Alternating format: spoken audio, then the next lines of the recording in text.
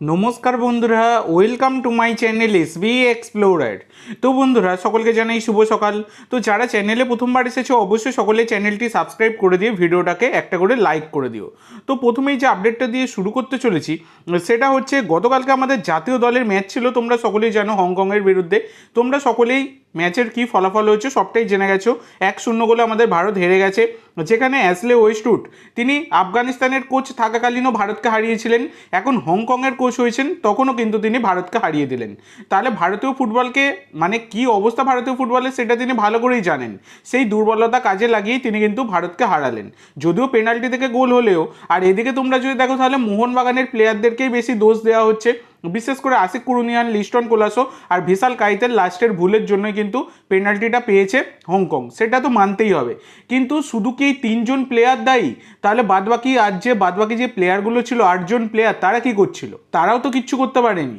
আশিক হ্যাঁ দুখানা ভালো সুযোগ মিস করেছে। আশিককে স্ট্রাইকার খেলানো নিয়ে আমরা অনেকেই সমালোচনা করেছি গতকালকে, মানে রিভিউ ভিডিওতে।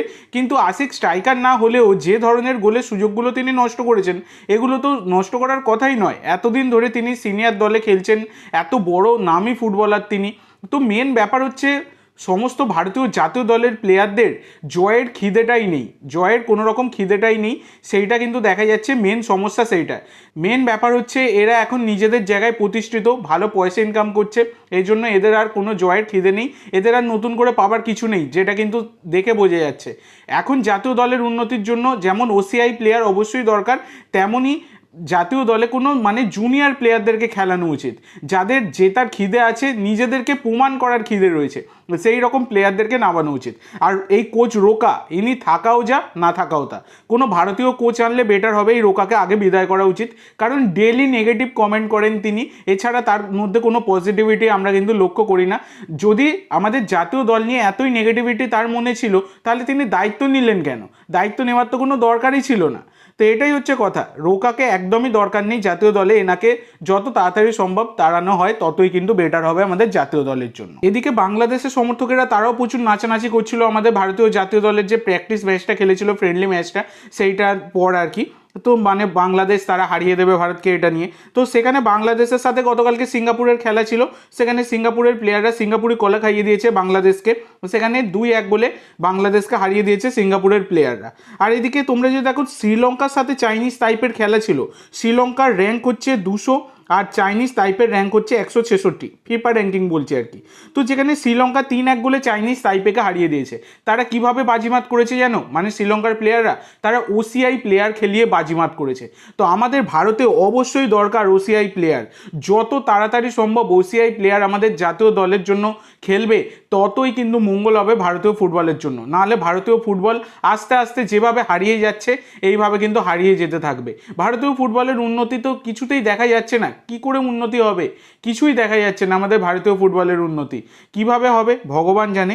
ওসিআই প্লেয়ার যত তাড়াতাড়ি সম্ভব, ইয়ান ধান্দাদের মতো, ড্যানি বাতেদের মতো প্লেয়ারদেরকে যত তাড়াতাড়ি জাতীয় দলের জার্সি গায়ে চাপানো যাবে ততই বেটার। যদিও জিনিসটা কিন্তু একদিনে হবার নয়, কিন্তু একদিন না একদিন তো হবে। তো সেই চেষ্টাটাই করুক না এআইএফএ। বারংবার তো শোনা যাচ্ছে যে চেষ্টা চালাচ্ছে, তো চেষ্টার সেই ফলাফলটা কবে আসবে সেটাই হচ্ছে দেখার বিষয়। তো ওসিআই প্লেয়ার নিয়ে কিন্তু এর আগে আমি একটা ভিডিও বানিয়েছিলাম, যে যেখানে কোন বিদেশিরা আমাদের ভারতের জাতীয় দলের জার্সি গায়ে খেলতে চাইছে। তো তোমরা অনেকেই ভিডিওটা দেখেছো, আবার অনেকেই দেখোনি। যারা দেখোনি তারা একবার দেখে এসো, আমি পিন কমেন্টে সেই ভিডিওর লিঙ্ক দিয়ে দিচ্ছি। এছাড়া এবারে পার্ট 2 ভিডিওটা নিয়ে আসবো, অনেক দিন হয়ে গেল, সময়ের অভাবে নিয়ে আসতে পারছিলাম না। তবে এবারে পার্ট 2 ভিডিওটাও কিন্তু আসবে, সেই কারণে অবশ্যই সকলে ভিডিওটা দেখো এবং চ্যানেলটি সাবস্ক্রাইব করে রাখো। এবার ওই ভিশাল কাইতের একটা ভুলের জন্য ভিশাল কাইতকেও বাদ দেওয়া নিয়ে অনেক প্রশ্নই উঠছে। তো এটা তো পরবর্তী যিনি কোচ হবেন বা যদি রোকাই থাকেন তাহলে তার উপরেই নির্ভর করবে, এখন কিছু বলার নেই। তো পরবর্তী যে আপডেটটা তোমাদেরকে দিতে চলেছি সেটা হচ্ছে ডোরি এলটনকে নিয়ে। তো ডোরি এলটনকে তোমরা সকলেই চেনো, 35 বছর বয়সী ব্রাজিলিয়ান স্ট্রাইকার। তিনি উড়িষ্যা এফসিতে এসেছিলেন, রয় কৃষ্ণা এসিএল ইঞ্জুরির পর ছিটকে যাবার পর তাকে কিন্তু উড়িষ্যা এফসি দলে নিয়েছিল, যেখানে 10টা ম্যাচে 3টে গোল 1টে অ্যাসিস্ট, মানে 4টে গোলের কন্ট্রিবিউশন কিন্তু তার ছিল। খুব একটা ভালো পারফরমেন্স না থাকার জন্য তাকে কিন্তু বিদায় জানিয়ে দিল উড়িষ্যা এফসি। গতকালকে থ্যাংক ইউ জানিয়ে দেওয়া হয়েছে। তো এর পরবর্তী যে আপডেটটা তোমাদেরকে দিতে চলেছি তার আগে তোমাদের সকলের কাছে আমার একটাই অনুরোধ, যারা চ্যানেলে প্রথমবার এসেছো অবশ্যই সকলে একটা করে সাবস্ক্রাইব করে দিয়ে আমাদের সাথে যুক্ত হয়ে যেও। তোমরা এই চ্যানেলটি সাবস্ক্রাইব করে রাখলে এই রকমের আপডেট কিন্তু ট্রান্সফার রিলেটেড তোমরা পেতেই থাকবে। সেই কারণে অবশ্যই সকলে একটা করে সাবস্ক্রাইব করে দিতে ভুলো না। যেহেতু সাবস্ক্রাইব করা ফ্রি, তাই সকলে কিন্তু সাবস্ক্রাইবটা করে দিও। তো এই পরবর্তী যে আপডেটটা তোমাদের দেবো সেটা 50 বছর বয়সী গ্রিসের কোচ প্যানোস ডিম্পেরিসকে নিয়ে। তো এই কোচ তিনি কিন্তু যুক্ত ছিলেন পাঞ্জাব এফসির সাথে। তো পাঞ্জাব এফসি তার সাথে কিন্তু আরও একটা মরশুমের চুক্তি বাড়িয়ে নিয়েছে। তো আরও একটা সিজন তিনি কিন্তু পাঞ্জাব এফসির কোচের দায়িত্ব সামলাতে চলেছেন। তো পরবর্তী যে আপডেটটা তোমাদেরকে দিতে চলেছি সেটা হচ্ছে নিখিল প্রভুকে নিয়ে।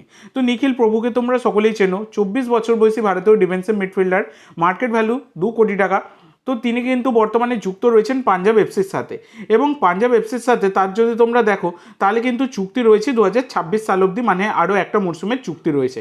তো আইএসএল থেকে Mumbai city FC, Goa east Bengal, Kerala blaster FC, এই 4টি দল তার উপর কিন্তু ইন্টারেস্ট শো করছে। তো এই নিখিল প্রভুকে নেবার ব্যাপারে ইস্ট বেঙ্গলও অনেক দূর কথাবার্তা চালিয়েছে। তো এটা নিয়েই কথাবার্তা বলবো। আর একজন প্লেয়ারকে নিয়ে আগে কথাটা বলে নিই, তারপর কম্বাইন্ড মানে মিশিয়ে বিষয়টা বলবো। যেটা হচ্ছে পরবর্তী যেটা জানাবো সেটা অভিষেক সিংকে নিয়ে। তো 20 বছর বয়সী ভারতীয় লেফট ব্যাককেও তোমরা সকলেই চেনো, দুর্দান্ত প্লেয়ার। তারও কিন্তু আরও একটা মরশুমের চুক্তি রয়েছে। তো তিনিও কিন্তু পাঞ্জাব ছাড়তে আগ্রহী। তো এক্ষেত্রে ইস্ট বেঙ্গল কিন্তু মানে প্রথম দিন থেকে এই দুজনকে নিয়েই কথাবার্তা বলছিল আর কি। তো নিখিল প্রভু এবং এই অভিষেক সিং, এই দুজনকে নিয়ে একটা কম্বাইন্ড ট্রান্সফার ফি কিন্তু ইস্ট বেঙ্গল অফার করেছিল পাঞ্জাবকে, যেটা হচ্ছে 1.25 মানে 1,25,00,000 টাকার মতো একটা অফার কিন্তু দিয়েছে ইস্ট বেঙ্গল পাঞ্জাব এফসিকে ট্রান্সফার ফি আর কি। তো সেইটা নিয়ে কিন্তু কথাবার্তা চলছিল। পরবর্তীকালে গতকালকে তোমাদেরকে জানিয়েছিলাম যে অভিষেক সিংয়ের কিন্তু ডিল হাইজ্যাক করতে আবার মাঠে নেমে পড়েছে মোহনবাগান। তো মোহনবাগান তোমরা সকলেই জানো যে প্লেয়ারদেরকে ভাবে তারা তুলবে, তারা কিন্তু তুলেই নেয়। তো এটা এখন দেখার বিষয় যে নিখিল প্রভু তাকে কি ইস্ট বেঙ্গল শেষ অবধি দলে তুলতে পারে। তো দেখো নিখিল প্রভুর জন্য যথেষ্ট বেশি কিন্তু ট্রান্সফার ফি দাবি করছে পাঞ্জাব এফসি। তো যেখানে কিন্তু 1.5 কোটি টাকার মতো একটা ট্রান্সফার ফি চাইছে পাঞ্জাব এফসি নিখিল প্রভুর জন্য। তো দেখা যাক কী হয়। তো অভিষেক সিংয়ের ডিলটা নিয়েও কিন্তু যথেষ্ট নজর থাকবে সবার। তো দেখা যাক পরবর্তীকালে কী আপডেট আসে এইসব বিষয়গুলো নিয়ে। তো আপডেট পেলে পরবর্তীকালে আমি তোমাদের সাথে শেয়ার করে দেবো। তো আজকের জন্য এইটুকু বন্ধুরা। ভিডিওটি ভালো লাগলে অবশ্যই লাইক করো, শেয়ার করো।